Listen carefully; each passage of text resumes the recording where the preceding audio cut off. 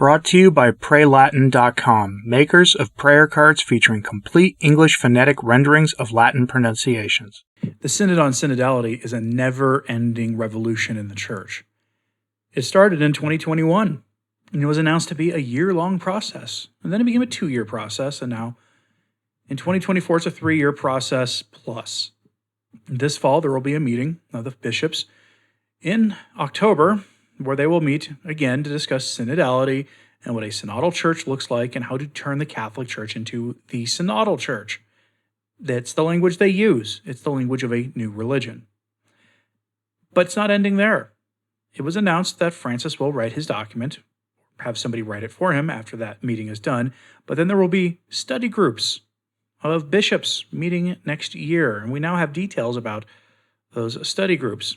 Before we go into that, it should be noted, because they've continued to extend this thing forever, you should expect the Synod of Bishops to be never-ending, the Synod of Synodality to be never-ending. Since Vatican II, we've had about every other 2 to 3 years or so, you'd have some sort of Synod of Bishops of some topic. The most recent notorious ones were the Pan-Amazon Synod in 2019, which is where the Pachamama debacle happened. And before that, you had the Synod on the Family, which was where you got Amoris Laetitia. This is the kind of thing we're talking about here, and the kind of turmoil that comes from these things. And now the Synod of Synodality is never-ending, or so it seems. But we now have the identities of at least some of the people who will be running the study groups. And this is where it gets interesting. You see, synodality was sold to us as a leveling up of the laity. You would see at these synodal meetings laymen sitting there at the same table with the Pope, with bishops and cardinals and priests, all speaking as if they were co-equals, that each of their opinions mattered. A remarkable sight to behold, truly. It's certainly not a Catholic one, though. The Catholic Church is hierarchical in nature, founded by Christ on the Rock of Peter as a hierarchical church. You saw the hierarchy existing during Christ's ministry when he treated disciples different from apostles. The hierarchy is built into the faith, and yet her hierarchy was mostly erased during the Synod on Synodality. This shouldn't be that surprising to people, honestly. That was the end goal all along from the looks of it. But now we have more details about this, and some of the names of these cardinals won't surprise many of you who've been paying attention for a long time, because they are a who's who of modernists. So we go to Angelus News for this headline.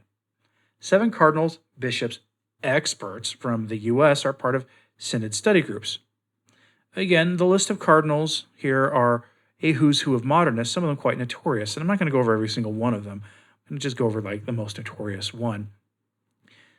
But there are some study groups here that are quite eye-opening. One of them is about Catholic media and the internet, under the guise of sort of a digital Catholicism. Yes, they're having a synodal meeting about potentially what to do about their internet problem. There are some other study groups as well. We'll get to that here now. So, from the article, quote, "The General Secretariat for the Synod of Bishops released the names of members of 2 sets of the study groups that have been conducting an in-depth look into several themes that emerged during the first assembly of the Synod on Synodality in 2023. The groups are made up of top officials of the Roman Curia, bishops, men and women religious, and lay experts from different parts of the world. The Vatican made the list of names public July 9th, along with the working document for the second session of the 16th Ordinary General Assembly of the Synod of Bishops, which will be held in Rome October 2nd to 27th. 7 members of the group are from the United States, including Cardinal Joseph W. Tobin of Newark, New Jersey, Archbishop Boris A. Gudziak of an Eastern Catholic Archparchy of Philadelphia, and Kim Daniels, director of Georgetown's Initiative on Catholic Social Thought and Public Life. In response to a formal call by members of the First Synod Assembly in October 2023, Pope Francis agreed to establish study groups that will initiate with a synodal method the in-depth study of some of the themes that emerge from the Assembly's synthesis report." End quote. The process never ends. It never ends, and it's not meant to end. There's a term you should know if you are a traditional Catholic, or if you are somebody dipping your toe into traditional Catholicism, and the claims we tend to make around here about Vatican II and what happened with that council. And that is this term, permanent aggiornamento. It's a term that generally means a permanent season of change or a permanent revolution in the church. It's an important one because it explains why it seems like change has been unfolding constantly, regardless of who the Pope has been, for the last 60 years. It's been by design. The term permanent aggiornamento was coined by Pope John XXIII when he opened the council, when he opened the windows of the church to the world to let some fresh air in. It was a prophetic statement of his. This fresh air is actually smog, the smoke of Satan that has entered the church, causing confusion. And now we have synodality, a claim that we're getting back to the way the ancient church did things to help facilitate this permanent season of change by giving the worst catechized generation in history, the laity, the opportunity to give input on how the Catholic Church should be the Catholic Church moving forward, which they're now calling the synodal church, because of course they are. Let's go back to that article. Quote, Pope Francis, said in February that the study groups were to be established, quote, by mutual agreement between the competent dicasteries of the Roman Curia and the General Secretariat of the Synod, which is entrusted with coordination. The topics of the groups, but not the members, were published in March.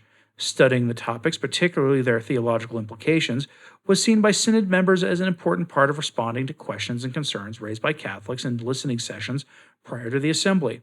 While each study group was already dedicated to a specific theme, the working document released July 9th gave more detailed examples of the kind of questions and proposals each of the study groups has been exploring. Cardinal Tobin is coordinator of the group dedicated to, quote, the revision in a synodal missionary perspective of the documents touching on the relationship between bishops, consecrated life, and ecclesial associations, end quote. And like I said, there's a study group dedicated to online Catholicism. And we know from what the Vatican has said about this in the past that they're very concerned about it. Various seminaries have said they're very concerned about this.